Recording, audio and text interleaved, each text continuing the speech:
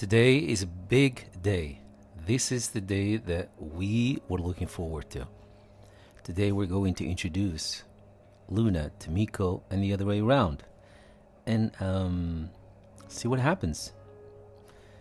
As you can see, Luna here in this shot, she's still relaxed somewhat, but she's keeping an eye on that hole. So here I am holding Miko in my arms. As you can see, we've closed the entrance to the living room with this net that you're looking at, and we're keeping Miko on my side and Luna on the other side with Mike, just because Luna tends to lean more toward Mike than to me, just like before I had the same thing with Bagheera before he passed. So yeah, if you guys notice that if you're the two of you and you have a cat or two and one is leaning more toward you or the other, just use that in this case. Use it and you be the one that's staying with that cat on the other side of the net. And in this case, I'm staying with Miko on the other side. As you can see, there I am. Miko is anxious, as you can see. Maybe even a little bit scared. He doesn't understand what's going on. So he ran back to the kitchen, to his safe place, because that's where he's been. Bedroom and then the kitchen next to it. As you can see here, Luna is cautious too. Luna.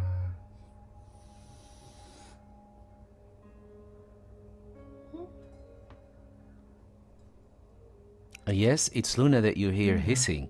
She hisses, she growls. This is the first time that she saw the face of that little creature that she's been smelling for 2 days, 2.5 days. And it's a direct confrontation, and that's why we have the net in between. Because animals are animals, you can never predict them like 100% accurate.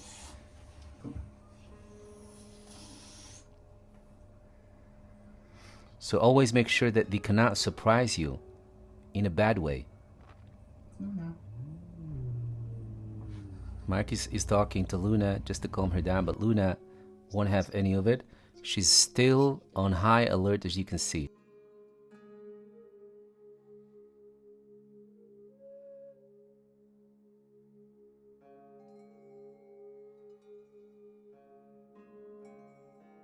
And we were so surprised to see that Miko was holding his ground and Luna eventually went away.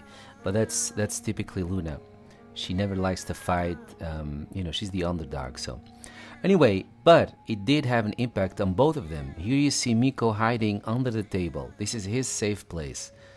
This has always been Luna's safe place, but now he took over that space. Well, not really, because like we told you in the previous videos, we separated them. And we did that very consciously. And Luna went to her safe space, which is above this cupboard, all the way up.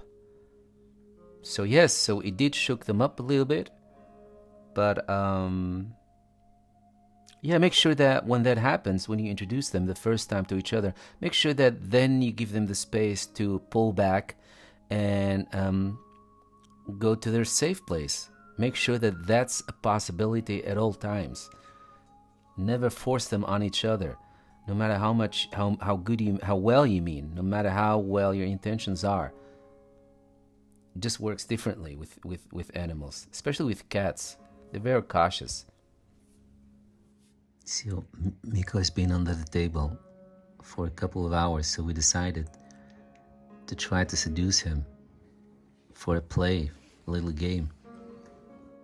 And it seems to be working. He was just running around, jumping on this, going in there, trying to get the little balls that we hid in there, fighting with this little thing here.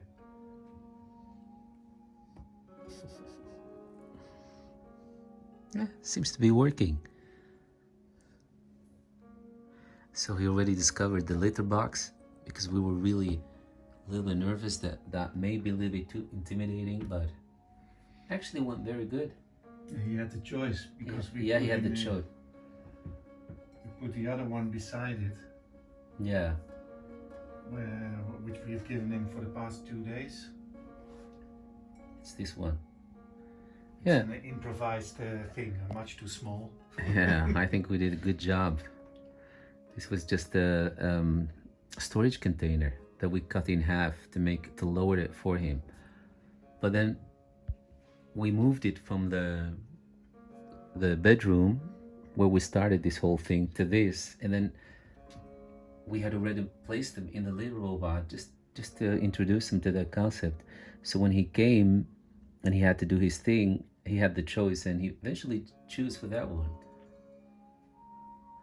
So again, our compliments to the little robot makers. Yeah, only he doesn't weigh enough for the little robot to completely work. Yeah. So we need to keep an eye on that. We need to shut it off. If he's actively using it now, we need to shut it off and do it manually.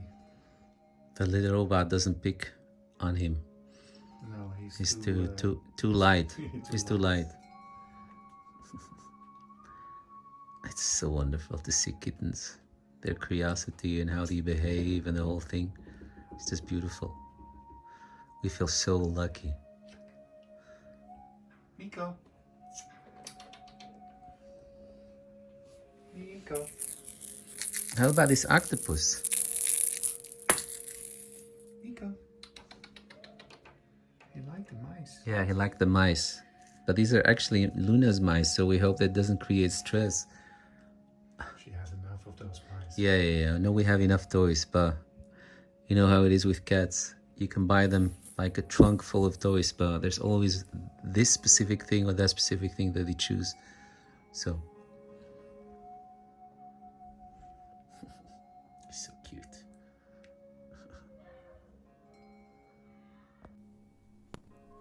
So guys, what I was just saying about the toys, just make sure that you never mix the toys of one cat with the toys of the other one. And we're still talking in the context of when you introduce a new cat in your home to another one, because they can see that as some sort of a betrayal or some sort of an intrusion, you know, on their terrain. So always make sure that the new cat does not play with the toys of the cat that you already have. Same thing goes for their sleeping place or the safe place.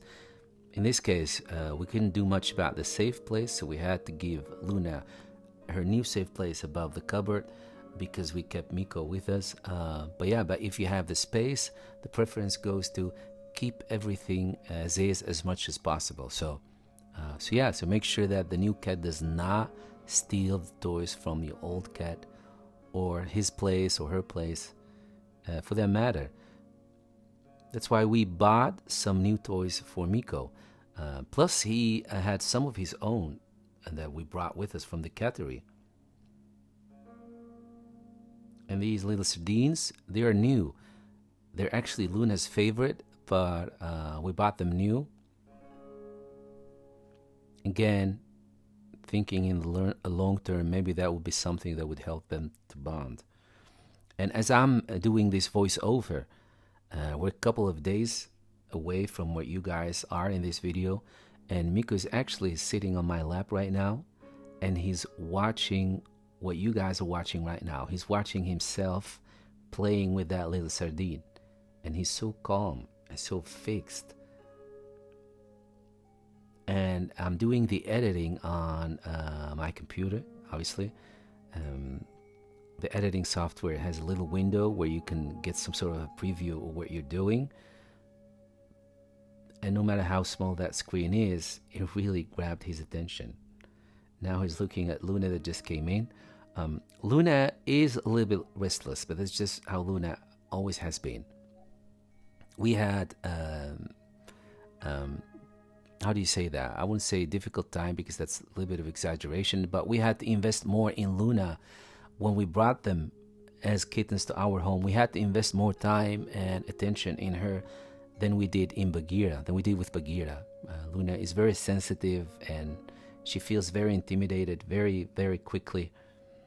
So this is big deal for her, you know, to have a new creature in her domain. But yeah, Luna is a very sweet pussycat. She does. I mean, of course, she bluffs, she hisses, she growls. It's just because she's insecure and a little bit afraid. But she's a very, very sweet pussycat, and we have all the trust that, she's going to be good to Miko. At this point, actually, and I'm talking to you from the future, at this point, we're actually more worried that Miko won't be as good to Luna as she is to him. He's naughty, he's a kitten, he's naughty, a lot of energy. So he's on a very different wavelength, so how you say it, than Luna. And of course, Luna is now 4 years and he's 4 months, so that's a huge gap.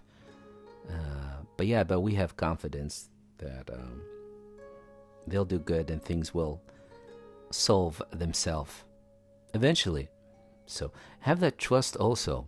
If you establish that your cats are are okay, they're very safe around each other when you establish that, and when you've checked that a couple of times and you know for sure that they're not going to harm each other, then start to give up control bit by bit and start to have a little bit more faith in the cats and the fact that it will solve itself.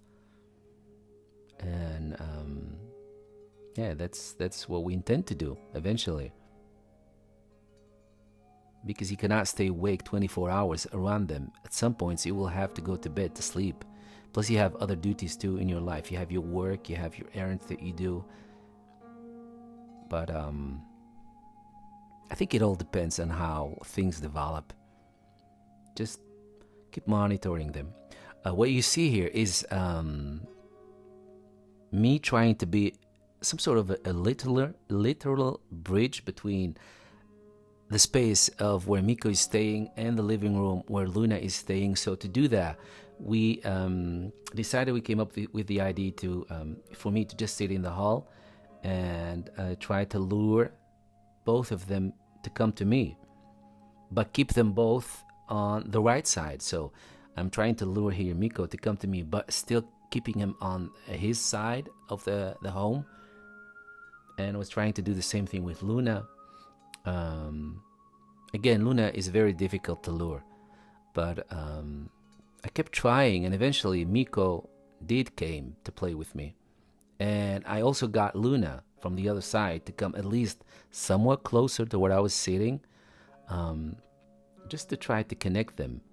But at the same time, at all time, let them know and let them see that they can get away if it's needed. So here's Miko eventually having enough confidence to cross to the other side. He just went straight across to where Luna is. But then he came back, which is okay. I mean, this is what you should be expecting during these first days, first week, or maybe even the first 2 weeks. Expect your cats to take some steps and then go back, take some steps, go back. That's how they're building confidence. And that's how they're building up trust in each other. The more they see that nothing crazy happens, the more confidence they will have the next time to go a little bit further. Here you see Luna's food, because she was avoiding the rest of the home altogether, and we were worried that she was not getting enough food. She didn't have the litter box, so eventually what we end up doing is we brought Miko's litter box, that since he's now out of the bedroom, he can use the litter box. So we brought his to this place, and then the microchip feeder of Luna. So now Luna has her own litter box and her own feed arrangement.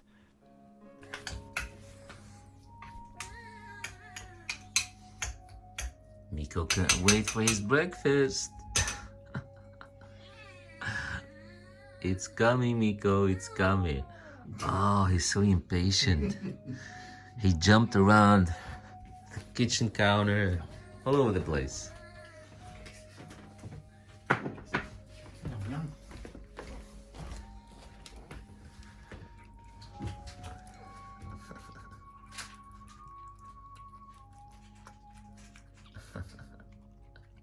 He loves to eat. Miko is a big eater.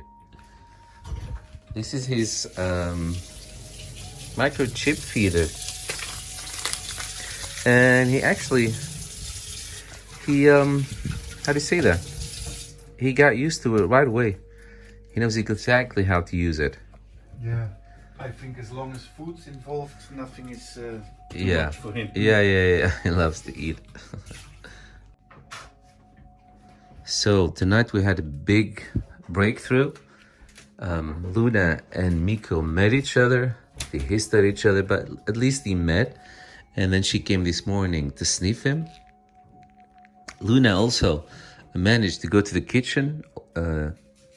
And to this point, she's always been avoiding Miko, like really avoiding him. She hasn't left the living room for a couple of days. But like I said, tonight we had a breakthrough. She managed to get into the kitchen, do her thing, eat, do that, look him up. She even looked him up while he was in his little bed. So this is not necessary anymore. That isn't also. So we're gonna bring all this back to the kitchen to where it's supposed to be. It's Luna. We're so proud of our Luna. You did so good. You know you did good. We love our Luna. There's Miko. Miko is a big boy. He knows exactly how to use the little robot. Yeah, no problem. We are so proud of him.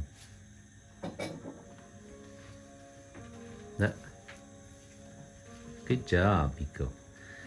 So guys, yeah, so if you're trying to introduce your cat to a microchip feeder, best thing you can do, the easiest thing you can do is just put his or her food in one of these little balls and then just bring it closer and closer to the chip feeder until you take it from the little bowl into one of these dishes, of its own dishes of this little thingy. It goes very fast and very easy.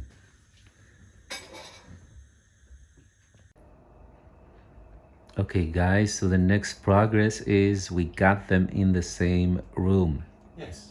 That's really, for us, that's a progress. So Luna is here. Luna is there, watching little Miko here, who's playing. And so yeah, she tried to intimidate him, but only a couple of times. Just a little hiss and a little growl, but If he comes too close. But he was so busy playing that he didn't really pay attention to that. Last night. Yeah. Last night something happened. A breakthrough happened. Last night was the first night they spent without any separation between them. So all the doors were open. We had this little carrier in the bedroom. Which is this one. Yeah. And so he was sleeping in there and Luna came visiting Yeah, the bed end. at 2 a.m. She just walked over us to reach this, which was all the way behind us, just to make sure that he has a safe place. But she walked all the way to sniff him. And then, of course, she went head on because he was resting his little head right here. And then she came and went head on. So there was a direct confrontation. So Then he woke up. and he woke up, yeah, and he was playful and all. But She hissed. it's possible, you guys. You really need to be very careful. Just take it slowly. So what I did is first I made sure that all his favorite toys are here. And then Mike told me to put this here in case he needs to get away. This is his escape. Well, you know, it's a good thing that if he is tired Yeah. in a moment, maybe he can sleep here. And if he does, Luna can come sniff him. Yeah, and he'll be still in the same room with Luna. Yeah. Yeah, so that's a good thing. So yeah, so we just made sure that his favorite toys were here, especially this. This is new, so just make sure that there is something new and exciting to him, and something that maybe he hasn't seen before, just to make him, to challenge him, and that way it will suck all his attention and won't give him time to think about the reaction, in this case, of Luna. Look, he's completely occupied because of these feathers. Yeah. Sweetie. So yeah, so I think within maybe a week, Luna's here. Look. there's, Stretching. yeah, she's stretching. See? Yeah. Yeah, she's okay. I think as long as cat can see from a safe distance that it's okay and none of the ones mean the other harm. If you guys, those of you that, I don't know how we end up titling this video, but if you guys are here to watch how we managed to introduce two cats to each other in a small apartment in a big city, I would say just keep them apart, give them enough space, take your time, just make sure that they see each other from a safe distance, knowing and seeing, you know, that the other one is safe with you, that they're playing with you, and that they mean each other no harm.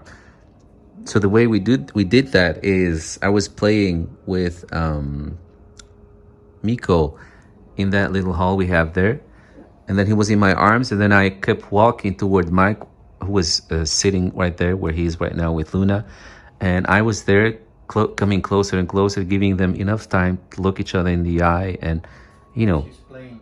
yeah, and now she's playing. So then eventually I came all the way into the room. So then of course he went running back to the kitchen, but he knew that this is something that he would like to see, to be with. The feathers, the toys and all that. So that's how it happened. But this is, like I said, I cannot stress this, this is not the first day.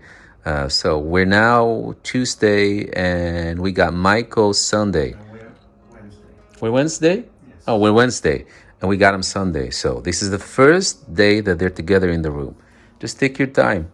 Yeah, yesterday they could be in the same room, but they didn't want to. Yeah. So Luna was here in the living room, and he was in the kitchen area. And Luna didn't poop or pee or ate. Yeah. all yesterday. She was frozen. She was frozen with fear. Yeah. Ah, sweetie. So, but look, now she's with Mike's side playing, showing interest, a little bit playful. At least showing interest again in her toys.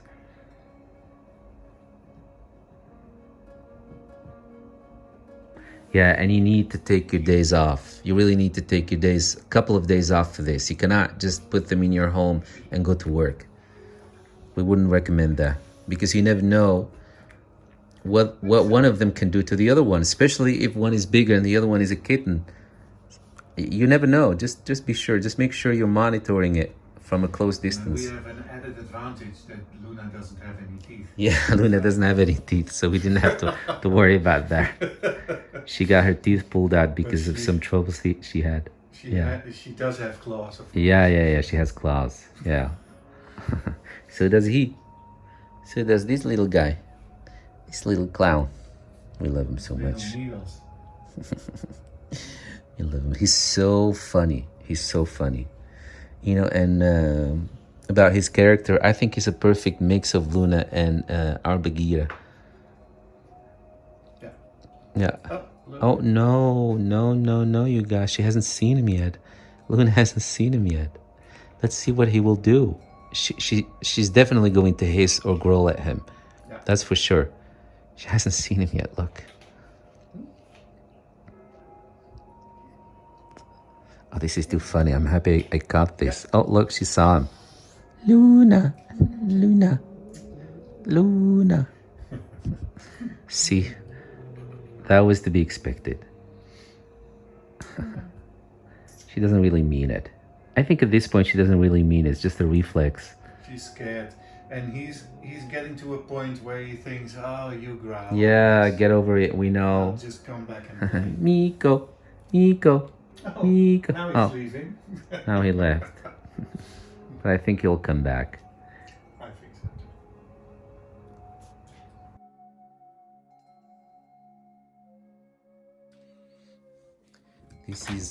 This is Miko's morning ritual. He keeps spinning through the kitchen. This is his way of asking for food. This is what we've learned about him so far. His way of asking for food is not just meowing. No, he goes in circles, runs around, spins around, you know, breaks everything, trashes everything. There he is. There he is. He's so cute. His tail got caught between the kitchen. Yeah, and this is door. Miko asking. This is Miko asking for food. This little crazy worm we love so much. This crazy little worm we love so much. This is his way of asking for food. See? Crazy little worm.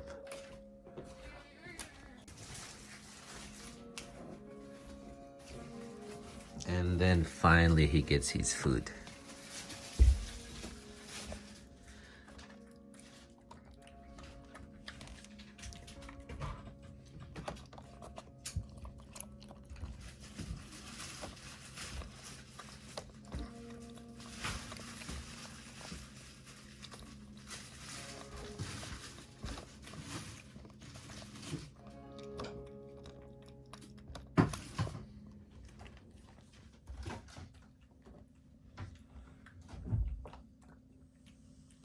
Oh, and he also learned how to drink from this fountain. So, he's a quick learner. That food actually smells good.